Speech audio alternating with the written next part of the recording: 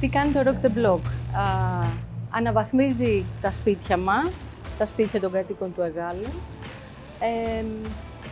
αισθητικά, ενεργειακά και κοινοτικά, συμμετοχικά.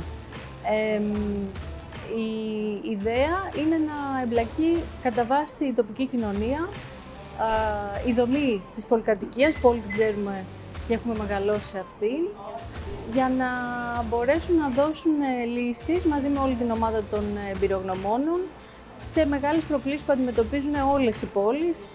Μία από αυτές είναι και το Εγάλεο, που αφορούν φυσικά στο πώς βιώνουμε τα σπίτια μας, πώς τα σπίτια μας μπορούν να γίνουν έξυπνα ενεργειακά, όμορφα, να τα χαιρόμαστε και να ζούμε και σε αρμονία ουσιαστικά και με τους συγκατοίκους της γειτόνισσας και τους γειτονές μας.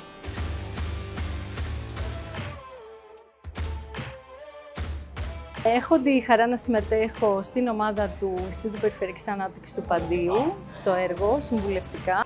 Είμαστε εδώ για να δώσουμε ιδέες και να συμβουλέψουμε όλη την ομάδα έργου πάνω σε πράγματα που αφορούν την ανθρωπογεωγραφία, το δημογραφικό της περιοχής.